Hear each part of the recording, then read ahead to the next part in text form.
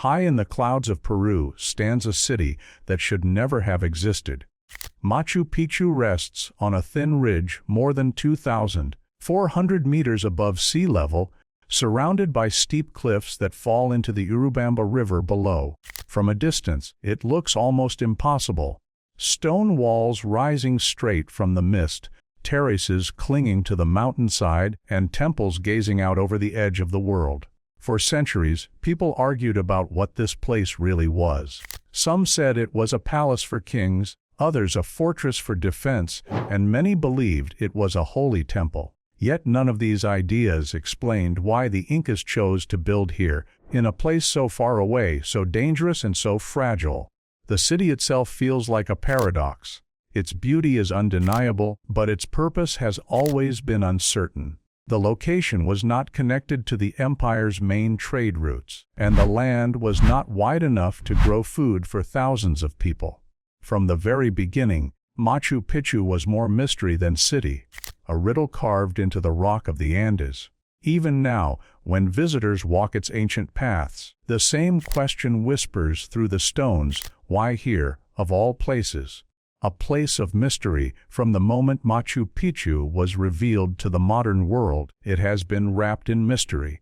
Unlike other Inca cities, it had no wide roads leading to its gates, no crowded marketplaces buzzing with trade, and no signs of large family neighborhoods.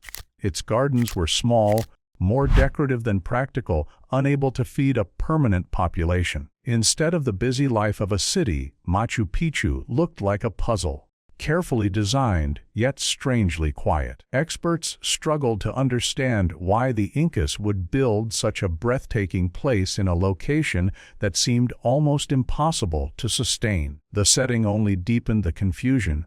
The ridge where Machu Picchu stands is narrow and unstable, with cliffs dropping nearly 500 meters on every side. The surrounding slopes are steep and rocky, unsuitable for large-scale farming. For a kingdom famous for efficiency and logistics, the choice made no sense. Why put so much energy into a city that was so hard to reach and so dangerous to maintain?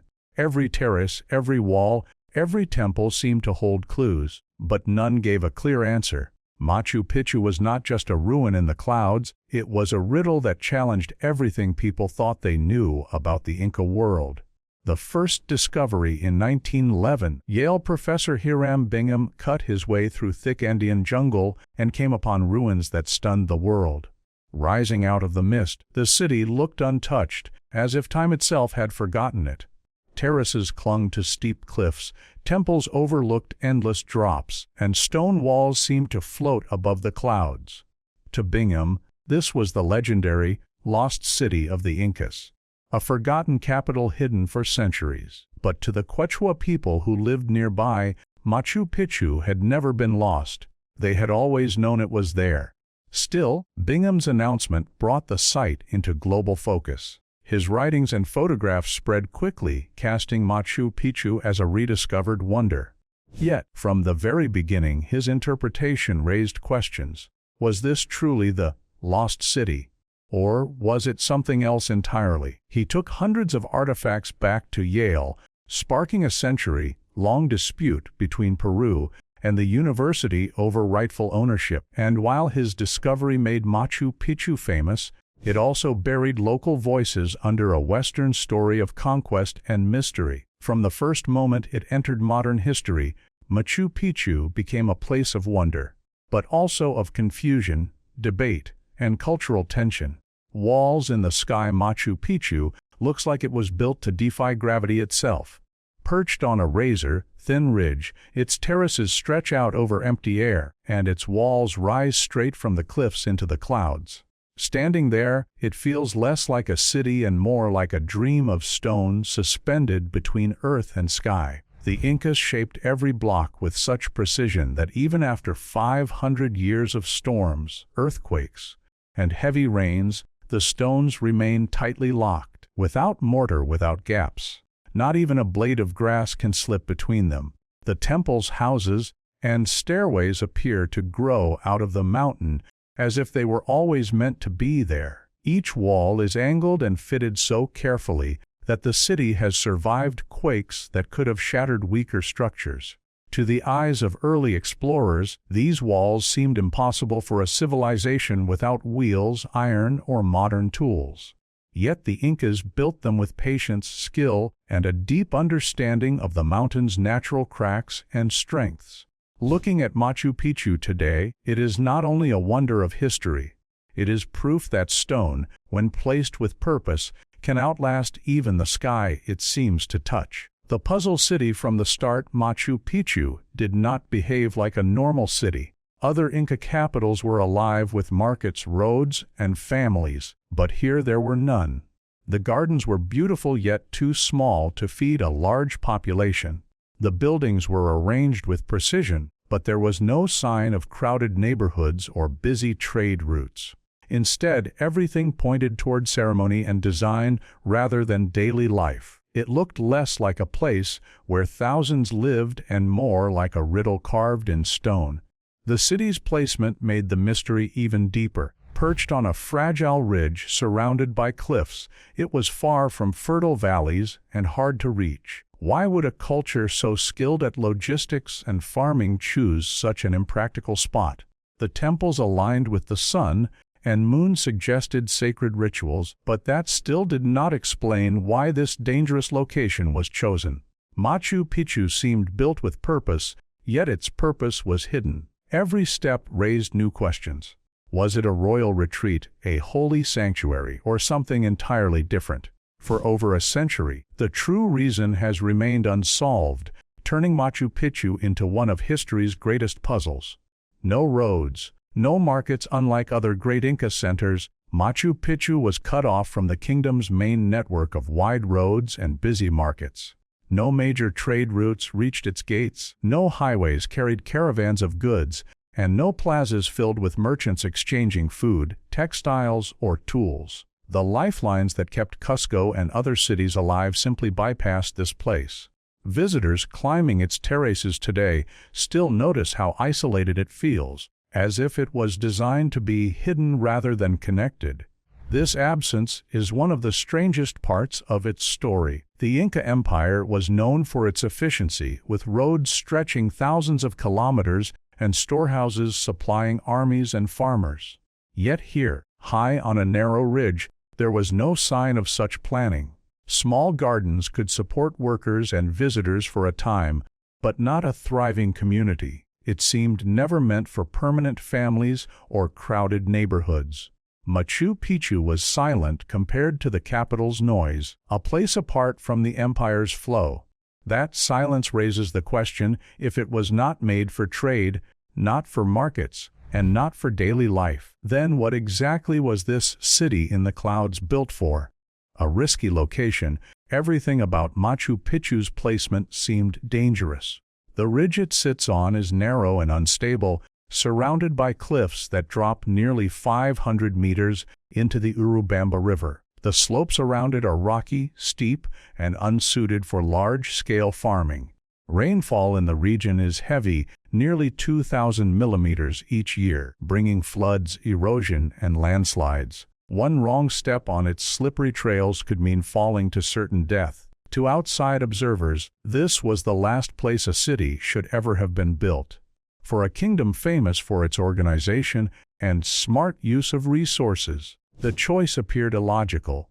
The Incas could build roads across mountains, bridges over rivers, and farms on terraces carved into hillsides. They were masters of logistics, yet here they chose one of the most impractical sites in the empire. The risk was everywhere, from the unstable ground beneath the terraces to the sheer drops at the city's edges. But what seemed like a mistake may not have been a mistake at all. Machu Picchu's position forced experts to wonder if the Incas had a deeper reason for choosing such a perilous setting, one that went beyond simple survival. Temples and the moon. The mystery of Machu Picchu grew deeper when researchers studied its temples. These sacred buildings were not placed at random. They were aligned with the sun, the solstices, and even the phases of the moon. At dawn or sunset on key days of the year, light would fall perfectly across carved stones, turning walls into calendars. The famous Intihuatana, often called the hitching post of the sun, seemed built to capture the movements of the heavens. The city itself was like an open observatory designed to connect the people to the sky above. The walls were no less impressive, built so tightly that not even a blade of grass could slip between the stones. They revealed the extraordinary skill of the Inca builders. Every angle, every shadow seemed filled with meaning. To scholars, this precision pointed to great ceremonial importance. Machu Picchu may not have been a city of trade, but it was clearly a city of ritual. Yet even with these discoveries, the purpose of the site remained unclear. The alignments explained part of the design, but not the bigger question: why here, on such a dangerous ridge, did the Incas build a place where the heavens touched the earth? The dispute with Yale. When Hiram Bingham announced his discovery of Machu Picchu in 1911, he did more than bring the ruins to the world's attention. He also removed hundreds of artifacts, pottery, tools, jewelry, and even human remains, and sent them to Yale University for study. What was meant to be a temporary loan turned into a century-long conflict between Peru and the university. For generations, Peru demanded the return of its cultural treasures, while Yale argued over ownership and research rights. This dispute became one of the longest-running cultural battles in modern archaeology. The controversy went beyond artifacts. By calling Machu Picchu discovered, Bingham placed himself at the center of its story, ignoring the Quechua communities who had always known about the site. Local knowledge was overshadowed by Western interpretations, shaping how the world understood the city. Instead of being remembered as part of indigenous memory, Machu Picchu was framed as a hidden wonder uncovered by outsiders. Over time, the dispute with Yale became a symbol, not only of lost artifacts, but also of how voices from the land itself had been silenced. Machu Picchu's identity, from the very start, was shaped as much by outsiders as by the Incas who built it. Built on sharp hills, Machu Picchu rests between two steep peaks, Machu Picchu Mountain and Huayna Picchu. The city itself sits on a razor-thin ridge formed by the flow of the Urubamba River below. Paths leading to it twist through cloud forests, climbing sharp rocks and dangerous slopes. Unlike Cusco, the Inca capital connected by wide trade routes, Machu Picchu was never meant to be easy to reach. Geography made the site isolated, hidden away among jagged hills that rose like stone guardians. This setting added to its mystery. To build here meant dragging stones and supplies up impossible trails without wheels or pack animals. It meant carving terraces into cliffs and stabilizing land that could collapse under heavy rain.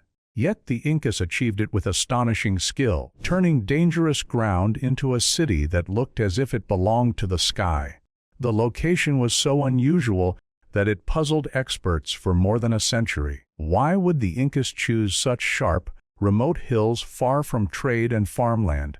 The choice made little sense for survival, but it made perfect sense for secrecy, ceremony, and power. Machu Picchu's very isolation may have been part of its purpose. Feeding the workers' life on Machu Picchu's ridge would have been a constant challenge, especially when it came to food. The terraces carved into the hillsides could grow maize, potatoes, and other crops, but not nearly enough to support a large, permanent population. Unlike Cusco or other cities, there were no vast fields nearby, no storehouses filled with supplies brought in on long roads. Feeding the workers, stonemasons, and attendants must have required careful planning, with food carried up steep trails from valleys far below. Every meal at Machu Picchu was the result of effort and risk.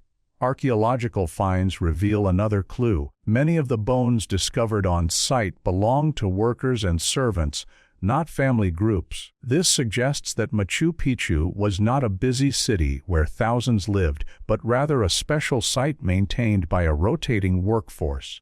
People came, worked, and left, but they did not settle here permanently. The land itself could not support a full community. Instead, the terraces and gardens were designed to supplement supplies, not replace them. The struggle to feed its people proves one thing: Machu Picchu was never built as a practical city. Its purpose was something greater than survival. Storms and cliffs. The setting of Machu Picchu was as dangerous as it was beautiful. Each year, nearly 2,000 millimeters of rain falls on its fragile slopes.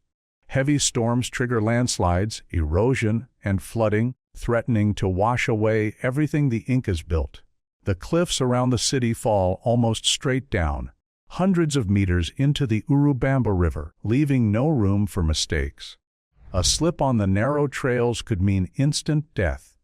To outsiders, it seemed like madness to build a city here, balanced between storms above and cliffs below. Yet the Incas faced these dangers with extraordinary skill. They built terraces that absorbed water, channels that guided rainfall safely away, and foundations designed to keep the city stable despite constant threats. Still, the risks were always present. The land was unstable, the rains relentless, and the cliffs unforgiving. Machu Picchu was perched in one of the most dangerous places imaginable. But instead of being destroyed by its environment, it endured. The storms that should have erased it only made its survival more remarkable. Its cliffs became its shield, and its terraces its lifeline, turning danger into resilience. Not a normal city. Archaeology reveals that Machu Picchu was never a bustling city filled with families, traders, and farmers. Unlike Cusco, it lacked wide plazas for markets, residential districts for large populations, or storage centers for goods. Excavations uncovered mostly the remains of servants, workers, and attendants, not generations of family groups. This points to a temporary or seasonal occupation rather than a permanent settlement. People likely came here to serve a purpose, then left. The site was more a stage than a city. Its design supports this idea. The terraces were not large enough to sustain thousands of residents, and its remote location made transporting supplies extremely difficult. Instead, the city's layout emphasizes temples, observatories, and ceremonial spaces aligned with the heavens. Everything points to Machu Picchu being a place of ritual retreat or worship rather than daily life. It was not meant to function like other Inca towns. Instead, it was built to be exceptional. A site reserved for select purposes, hidden high in the mountains. That difference is why, even today, Machu Picchu feels more like a monument than a settlement, a timeless mystery set apart from the ordinary world. A purposeful choice at first glance, Machu Picchu seems like a mistake. A city built in the wrong place on the wrong land, far from trade and farmland. But the Incas were not careless. They were master planners, able to organize tens of thousands of workers, carve roads through impossible terrain, and farm on slopes others would abandon. Nothing they built was without reason. That makes Machu Picchu even more mysterious. If it wasn't practical, then it must have been purposeful. Archaeologists now believe the site was chosen with intent, not chance. Its isolation kept it hidden, its height brought it closer to the sky, and its setting between sharp peaks gave it both beauty and power. The city's design shows alignment with the stars, the sun, and the sacred mountains around it. This was not a mistake of planning, but a deliberate act of meaning. Machu Picchu was built to serve a higher role, spiritual, political, or both. Its danger, its remoteness, and its strange design were all part of the plan. The Incas did not waste their effort. They built this city here because this was exactly where they wanted it to be. A hidden story for centuries, Machu Picchu seemed to resist every explanation. Scholars called it a palace, a fortress, or a temple, but none of these titles fully fit. Its walls were too precise, its terraces too advanced, its location too strange. It was as if the stones themselves were hiding something. Tourists walked its paths in awe, yet even experts admitted they did not know the true reason it existed. The city felt like a secret carved into the Andes, a message from the past that had not yet been read. Whispers of another meaning grew stronger as research deepened. What if Machu Picchu was not about what stood above the ground, but about what lay beneath it. What if the real story was written in the mountain's bones, hidden under its stones for 500 years? By the early 21st century, archaeology had revealed beauty and ritual, but not purpose. The puzzle seemed unsolvable until science turned its gaze downward. In 2025, geologists began to study the land under Machu Picchu, and with it came a discovery that would rewrite the city's story forever. The 2025 breakthrough. In 2025, the mystery of Machu Picchu took a dramatic turn. For more than 100 years, archaeologists had studied its temples, terraces, and artifacts, searching for meaning. But the breakthrough came when geologists joined the investigation. Instead of asking who built the city or why, they asked what was happening beneath it. Led by Brazilian scientist Roldo Meneghet, the team used tools normally reserved for earthquake studies.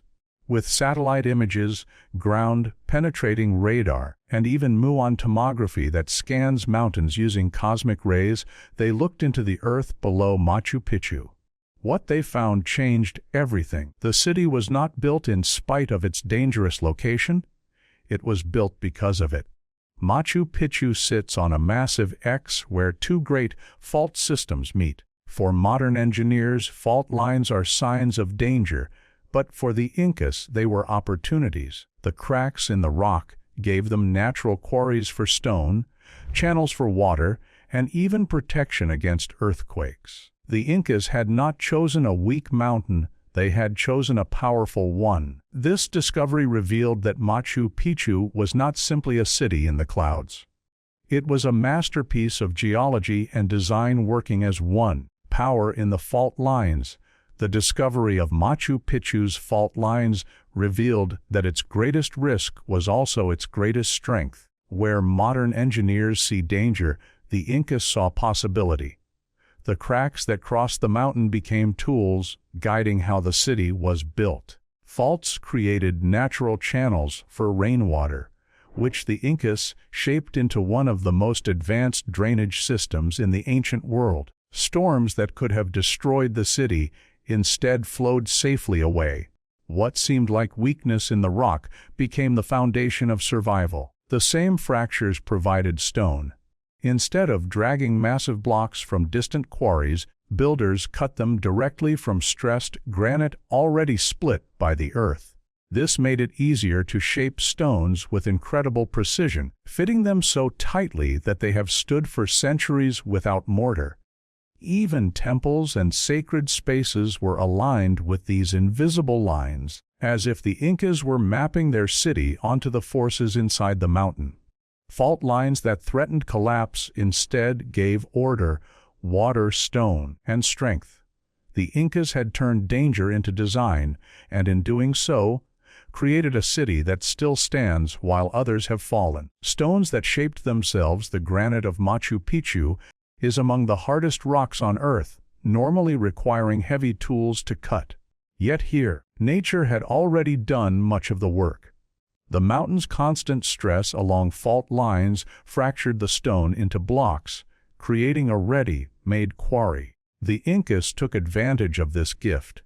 Instead of hauling massive stones from distant valleys, they shaped the pieces already broken from the bedrock. With hammerstones, they refined the cracks into sharp edges, fitting blocks so perfectly that their walls still stand today. This clever use of natural fractures explains the precision that amazed explorers for centuries. The stones seemed impossibly smooth and tightly bound, yet they were not forced into shape by brute strength. They were guided by the mountain itself. What others would see as weakness in broken stone, the Incas saw as opportunity, a toolbox carved by the earth. Their city rose not by fighting the land but by listening to it. Each terrace, temple, and wall is proof of a partnership between human skill and geological design. In a way, the stones of Machu Picchu shaped themselves, and the Incas simply finished the work nature had begun. Water from the cracks high in the Andes, water is life, and Machu Picchu had it in abundance. Fault lines that fractured the mountain also guided underground springs to the surface.